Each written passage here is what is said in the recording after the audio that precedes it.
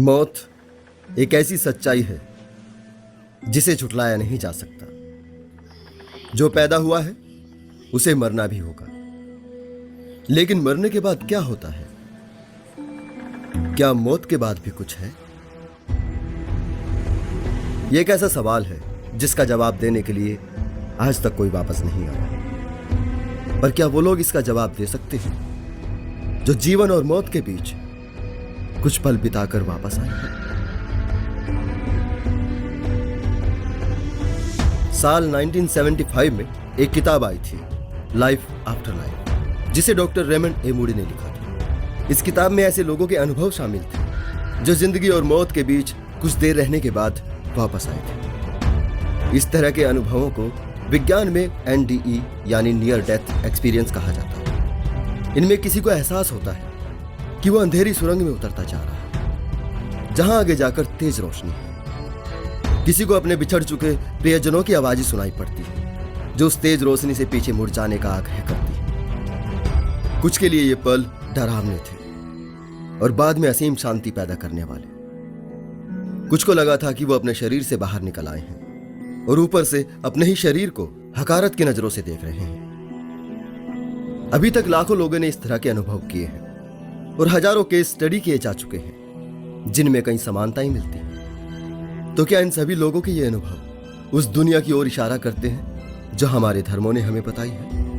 क्या ये अनुभव स्वर्ग नर्क आत्मा का प्रमाण देते हैं या फिर ये मरते हुए दिमाग के कुछ मति भ्रम है? दोस्तों, आज निकट मृत्यु अनुभव को लेकर उन सभी फैक्ट्स के बारे में जानेंगे जिन्हें आप अभी तक नहीं जानते। तो बने रहें एक बार फिर से मेरे साथ इस वीडियो के अंत तक।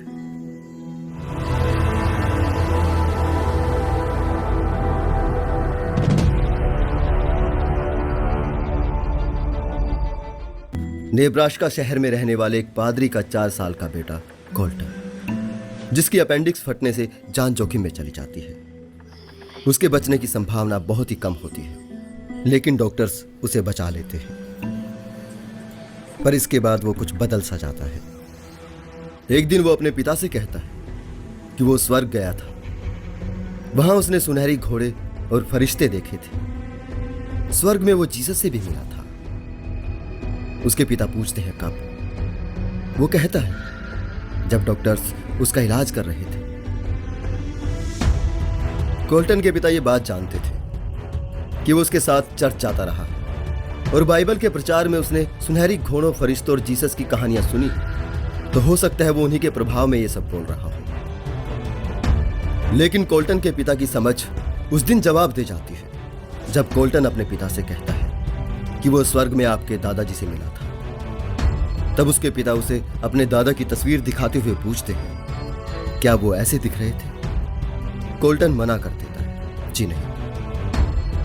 फिर उसके पिता अपने दादा की जवानी की वो तस्वीर जो उसने पहले कभी नहीं देखी थी, वो उसे दिखाकर पूछते हैं, क्या वो ऐसे दिख रहे थे? तब कोल्टन कहता है, जी हां। आप इतना भी नहीं जानते, स्वर्ग में लोग बूढ़े नहीं होते।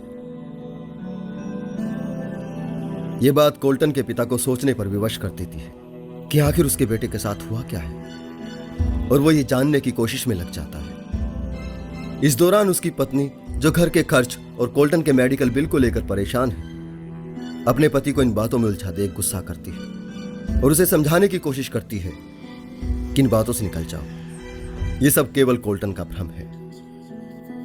लेकिन उस दिन वो भी कोल्टन की बातों पर यकीन करने को मजबूर हो जाती है जब कोल्टन उसके पास ही खेलता हुआ कहता है, वो अपनी बड़ी बहन से मिला था जो तुम्हारे पेट में ही मर गई थी। वो मुझे स्वर्ग में मिली थी।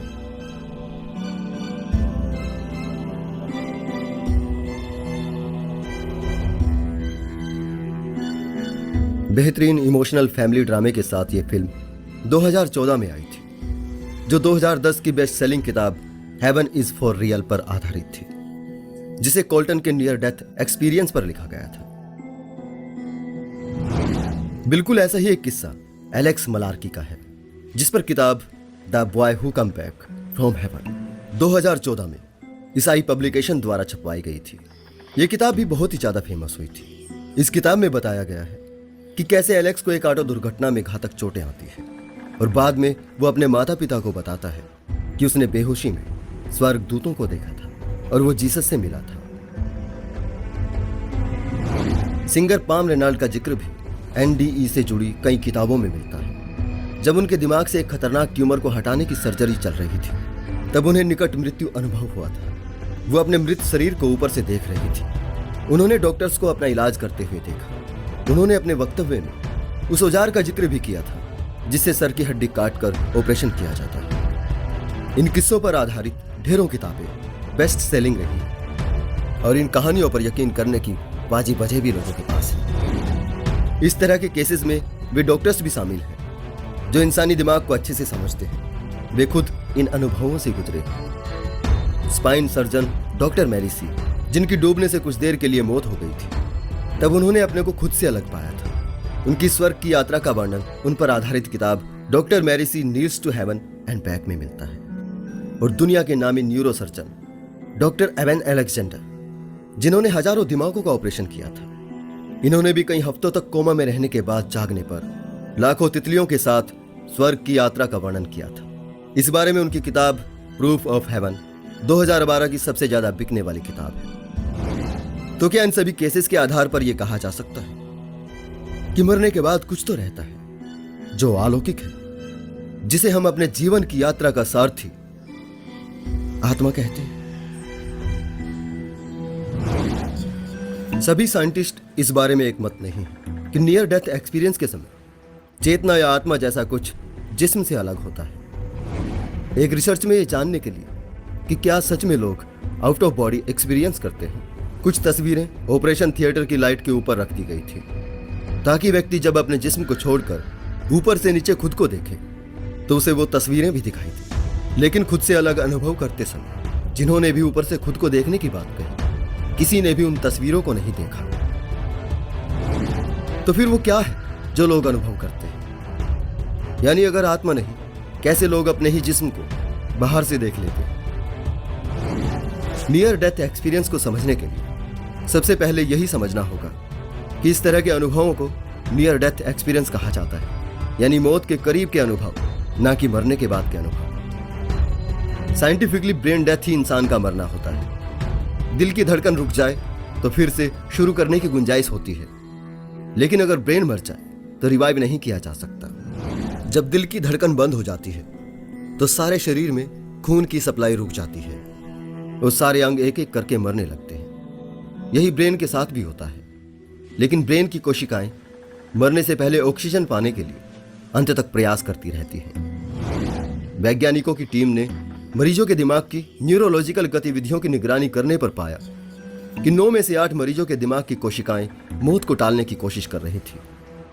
उन्होंने पाया कि दिल की धड़कन रुकने के बाद भी दिमाग की कोशिकाएं और न्यूरॉन्स काम कर रहे थे। न्यूरॉन्स के काम करने का तरीका यह होता है कि वे आवेशित आयन से खुद को भर लेते हैं और अपने वातावरण के बीच हल्के इलेक्ट्रिसिटी इम्बैलेंस बनाते हैं। इससे वे छोटे झटके पैदा करने में सक्षम हो जाते हैं। ये इम्बैलेंस बनाए रखना एक लगातार किया जाने वाला प्रयास है। इसके लिए कोशिकाएं ब्रेन में बहते हुए ब्लड का इस्तेमाल करती हैं और उससे ऑक्सीजन और रासायनिक ऊर्जा लेती है। लेकिन जब दिल रुक जाता है और दिमाग को ब्लड की सप्लाई नहीं मिलती तो ऑक्सीजन के बिना न्यूरॉन्स उन छोड़ दिए गए संसाधनों को जमा करने की कोशिश करते हैं। न्यूरॉन्स की इन कोशिश में उस वक्त ब्रेन में एक तूफान खड़ा होता है। इसी वजह से दिमाग का वो हिस्सा जो देखने में काम आता है वहां रोशनी कौंधती हुई दिखाई देती है और इसलिए यह अनुभव एक अंधे व्यक्ति को भी होता है। इसे ही ईश्वर का साक्षात्कार या अपने धर्म या संस्कृति के प्रभाव में लोग परलोक कहने लगते हैं। रिसर्चर्स कहते हैं नियर डेथ एक्सपीरियंस उन लोगों की कहानियों से मेल खाते हैं जो किसी तरह के साइकाडेलिक ड्रग लेते हैं, जैसे सिलोसिबिन, LSD, DMT आदि। न्यूरो साइंटिस्ट डी गेज और उनकी टीम ने अपनी रिसर्च में पाया कि खुद से अलग देखने के अनुभव दिमाग के टेम्पोराइटल कोर्टेक्स नाम के हिस्से में हुई कुछ प्रॉब्लम्स के कारण होते हैं। इसी हिस्से में ये ड्रग्स भी इफेक्ट करती है। ब्रेन का यही हिस्सा हमें खुद के होने का एहसास कराता है। अगर इसे किन्हीं और कारणों से प्रॉब्लम हो तो ये आउट ऑफ बॉडी एक्सपीरियंस कराता है। रिक स्ट्रेसमैन यूनिवर्सिटी ऑफ न्यू मैक्सिको में एक साइकेट्री प्रोफेसर है। इन्होंने अपनी स्टडी में पाया कि उन लोगों को नियर डेथ एक्सपीरियंस हुए हैं जिन्हें एंडाइमिथाइल ट्रिप्टामाइन या डीएमटी के इंजेक्शन लगे थे। डीएमटी एक पावरफुल साइकाडेलिक ड्रग है जिसे स्पिरिट मॉलिक्यूल के नाम से भी जाना जाता है। स्ट्रेसमैन ने अपनी स्टडी में यह भी बताया कि आधे से ज्यादा लोग जो स्पिरिचुअल अनुभव करते हैं, जैसे देवताओं, फरिश्तों या ईश्वर को देखना, उसके लिए ब्रेन का पीनियल ग्लैंड वाला हिस्सा जिम्मेदार होता है, क्योंकि ब्रेन का यह हिस्सा नेचुरल डीएमटी रिलीज करता है और यह हमारे ब्रेन का एक नेचुरल प्रोसेस है। जब ब्रेन मर रहा होता है, हमारी बॉडी एंडोर्फिन्स रिलीज करती है। ये कुछ फील गुड केमिकल होते हैं। रिसर्चर्स का कहना है कि नियर डेथ एक्सपीरियंस में जो शांति का अनुभव होता है, उसके लिए एंडोर्फिन्स ही जिम्मेदार होता है। इसी तरह किसी अंधेरी सुरंग में उतरने के एहसास के लिए मरते हुए दिमाग में ऑक्सीजन की कमी और कार्बन डाइऑक्साइड की बढ़ी हुई मात्रा जिम्मेदार होती है। इसी वजह से हेलुसिनेशन होते हैं और जब ये सभी चीजें एक साथ आती हैं तो लोग नियर डेथ एक्सपीरियंस करते हैं।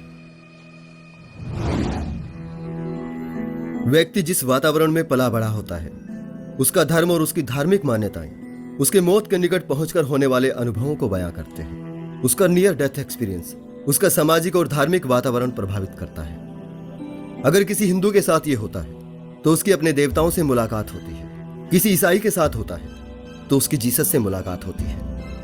किसी बौद्ध को अगर ये होगा तो उसे बुद्ध दिखाई देंगे। किसी मुस्लिम के साथ अगर ये होगा तो उन्हें पैगंबर दिखाई देंगे। जीवित अवस्था में हमारे विचार और विश्वास ही मरने के निकट अनुभवों को प्रभावित करते हैं और इसमें धर्म एक बड़ा रोल निभाता है और अपने धर्म का प्रभाव हर किसी पर होता है, फिर चाहे वो कोई डॉक्टर, पत्रकार या साइंटिस्ट ही क्यों ना हो। न्यूरोसर्जन एबेन अलेक्जेंडर के केस में भी कई झोल थे। Neuro scientist Sam Harris, neurologist Steve Novella Alexander के पूरे दावे की पोल खोल रखी है। पॉम रेनाल्ड ने भी अपने नियर डेथ एक्सपीरियंस को बाद में अपना मतिभ्रम स्वीकार किया था। 13 जनवरी 2015 को एलेक्स मलार्की ने भी ईसाई प्रकाशकों और बुक स्टोर्स को यह स्वीकार करते हुए खुला पत्र जारी किया था कि उसकी स्वर्ग की यात्रा का पूरा लेखा जोखा काल्पनिक था और कोल्टन तो वो मासूम बच्चा था जिसके कोमल मन पर धार्मिक कहानियां लिखी जा चुकी थी, जो अपनी मां को एक छोटी लड़की की ड्रेस से लिपटकर रोते देखता था। उसने जो देखा और सोचा, उसके दिमाग ने उसे वही दिखाया था और उसने वही अपने पिता को बताया था। मेरी इस छोटी सी कोशिश से जुड़े साइंस आर्टिकल्स की लिंक मैं डिस्क्रिप्शन में दे रहा हूं। इस बारे में आप डिटेल से पढ़ सकते हैं। चलते चलते इतना ही कहूंगा, इंसान की शायद मौजूदा लाइफ में इतनी दिलचस्पी ना हो जितना कि मौत के बाद क्या होता है वो ये जानना चाहता है।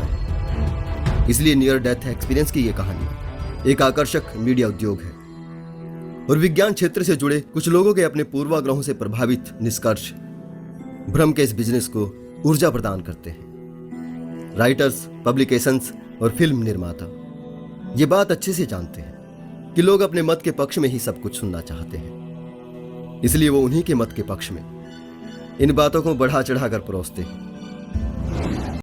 मौत कोई आज फिलहाल की घटना नहीं है, ये जब से जीवन है तब से चली आ रही है। हो सकता है कि प्राचीन समय में कुछ लोगों ने ईश्वर प्राप्ति की चाह में मर जाने की हद तक तप किया हो और उन्हें भी इसी तरह का कोई अनुभव हुआ हो। शायद इसलिए ही उन्होंने इतने दृढ़ विश्वास के साथ कहा है कि उन्हें ईश्वर का साक्षात्कार हुआ है। हो सकता है आत्मा, परमात्मा, स्वर्ग, नरक के बारे में इतने विस्तार से इतनी सारी कहानियां लिखे जाने के पीछे कुछ ऐसे कारण भी रहे हों। आखिर में उस सवाल पर आते हैं कि मरने के बाद क्या होता है। न्यूरोसाइंस के हिसाब से ऐसा कोई रास्ता नहीं है जहां कि हमारा ब्रेन मरने के बाद हमारी चेतना को जिंदा रख सके। भौतिक शरीर जो प्रकृति ने दिया है उसे लौटाना ही होगा।